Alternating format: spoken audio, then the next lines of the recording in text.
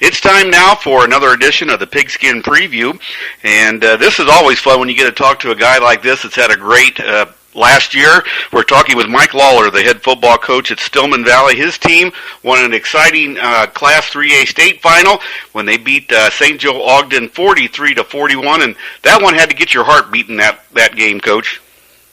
Yeah, it really did. You know, you look back and watched it a few times. I still get nervous every now and then if I watch a few minutes of it, and there was probably a half dozen or a dozen plays. If they don't go the right way, we don't walk away with the state trophy. And so you know there's just such a fine line between winning and losing, and we were just really, really fortunate that day. You know, the nice part was it wasn't too far from home either. A nice drive to DeKalb. A lot of fans can make it there, and it kind of almost like a home atmosphere for you guys. It really was, and at that point in the year, and I'm sure most of the teams are like this, we were really beat up and we were physically not in very good shape, and we've often talked, it might have been the difference between us winning and losing that day, not having to get on the bus or staying overnight and stuff, that it was probably the difference in that one play, and so who knows, if we were down at Champaign, maybe things don't happen, instead it was a home game for them if it was down there, so it really was a perfect scenario. You know, you look back on last year, I know you had all the hoopla with the USA Today, you know, coaches of the year and stuff like that stuff. It was just kind of a fun year altogether for you, or did you feel that way? Yeah, it was. It definitely was. And then as the playoffs went on, there was just so many things that happened that, we couldn't quite explain how they happened, but they were positive things that happened for us, and it really was kind of that dream season. But it had some real challenging moments too. When you lose your weeks 8 and 9, I don't think anyone necessarily pencils in what's going to happen in the playoffs. So I think from that angle, maybe we appreciated it even more in the playoffs because we had gotten knocked down pretty hard there at the end of the season. The Big Northern Conference really does prepare you though for the state playoffs, doesn't it? I think the thing that it does best, besides just having great teams, is the depth and the fact that you learn that you have to come to play every single week because, I mean, it's truly one of those leagues that anybody can beat anyone on a given week. And so I think naturally it prepares. I think that's why Lutheran had a great run there last year. Bago had a great run as well. It prepares people to learn how to prepare week in and week out and your kids as well.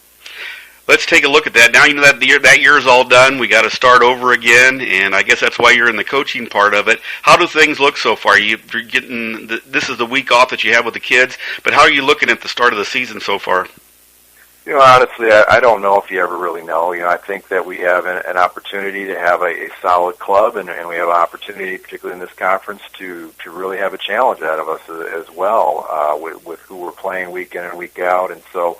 I've really come to believe in over all these years now that you don't really know where you're at until that week one. You hope they've prepared and they've done a nice job, but everybody works hard now, and then you just really have to get into that season and get a game or two under your belt, I think, to get a real good idea and a good feel for where you're at. And let's look at your offense for this year. What does it look like for offensively? What kids did you lose, and what kids are you counting on to get you through this year? You know, we lost most of the starting offense. I think we've got one or two guys that started a game or two over there on that side. And Connor Engelkis was an offensive lineman that started every game, and Matt Lewis a receiver. And then we had some other guys, though, with the playoff run and guys getting nicked up. They got quite a bit of playing time. And so you kind of hope with that you can patch those things in. But the reality is most of your good teams, you're going to have an awful lot of seniors moving on, which was the case for us last year, so we're going to have to find some people to step in and take their place. So graduation wasn't really a happy time for you this year, was it, when they walked through and get the diplomas? Yeah, there was a lot of very nice ball players that walked across that stage that day, and you know it's just such a thing, and I'm sure every coach that's does this and listens to it, is you spend so much time with those kids. Besides for seeing the athletic talent going. You've developed some very, very close friendships and bonds with those kids, so that's always a tough part, too. At a successful program like you got at Stillman Valley, you got the young kids coming in now, they're going to step into some of those roles. That's a big thing, is that they get to see how those veterans and how those guys acted during the season, and when it got to be hard times, how they picked it up and did what they had to. Yeah, I think nothing else, there's no excuse for the lower groups to not have the opportunity to work hard in those things. They've seen how it needs to be done, and I think that's one of the tougher things. If you are in a program that is on its way up and is trying to make that next step, is that you got to have that first group to do it. That really puts in that little extra bit of effort and competitiveness, or whatever you want to call it. So these younger groups that have come through, they've seen it. Now, can they do it themselves, or do they choose to do it themselves, is another thing. But there's certainly no excuse, because they've had the opportunity to see what it does take to get that thing done. Defensively, the same thing with your defensive team. You lose a lot of kids too.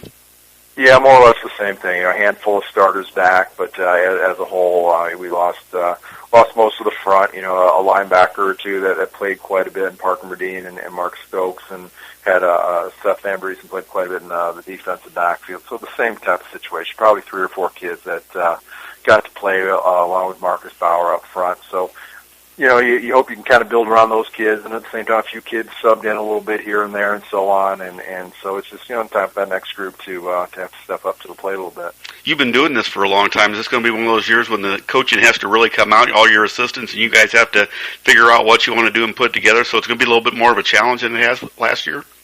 Oh, I think so. I think almost every coach will tell you that sometimes your better teams, you don't actually do the best job of coaching, and maybe sometimes it's your team that gets those 2 or 3 wins that probably had no business even winning 2 or 3 games that you do your best coaching in. And so without a doubt, we'll have to try to be on top of stuff even better than what we've been in the past, and find a way to rebuild this thing this year. And special teams, when you look at it, it came down to special teams. I know it wasn't the kicking the football in that overtime, but it's all a part of the football game, how you win or lose. It is, without a doubt. As you said, if anybody saw the game, they jumped off sides and we went for 2. But just prior to that, with about, I think it was under 2 minutes left to go, we had to bang home an extra point to tie the thing up. And you kind of take those things for granted, for not just the kicker, but your holder and your snapper and so on. And those kids actually have graduated. So those are sometimes things that at least worry me more than anything. Are how do you consistently make extra points, or when you have to punt, if that snap's going to be an adventure every time. That changes games around very, very quickly. People are going to find out about it and put even more pressure on you if you can't do it well. When you look at what's going on at Stillman Valley, what's the big Northern West going to look like this year? I mean, last year, like you mentioned, Winnebago and Rockford Lutheran had good runs. Lutheran's got Robinson back at running back. Does it look like it's going to be solid again? I think so. I think as Luther, not only do they have Robinson back, but they've established themselves now. They've really got a very, very sound program. They're doing things very well at all the levels, and he's such a unique talent that he's going to be a nightmare for us to watch, and at the same time, I think we're all going to enjoy it too, because kids like that just don't come along in our league very often, and you have to take that half step back as a competitor and just really appreciate what we all get to watch there. And then, on top of that, I think it'll be a very wide open competitive race again. I actually think Mendota's got an awful lot of their team back. They took Winnebago right down to the wire last year in the game, and then record-wise, it doesn't necessarily show when the season was done. Well, that was an awfully good football team last year, and they've got everybody back. So it's going to be a real week-by-week battle, I think, for everybody to get wins, and somebody's going to get some pretty good football teams are going to get left out of the playoffs again. And I see add Dixon this year too on your schedule, the new member of the Big Northern. Correct, and people look at Dixon and they say, well, maybe their record hasn't been outstanding these last few years, but then when you turn around and you look at who they're playing or have been playing here for years, and Geneseos and Sterlings and so on, I'm not sure any of us in our league would have had real competitive records year after year as well. So they bring in that, I think on our side, the biggest enrollment, and let's face it, it's a game of numbers to a degree. So that's a whole new level of competitiveness there, because I don't think that's a poor program that is coming in. It was just a program that was, I believe, the smallest school in that conference that kind of took a toll on them over the years. We're really going to have our hands full of them as well. And you open the season on the 29th of this month against Chicago Phillips, so you got a completely different look, a team that you don't hardly see that often.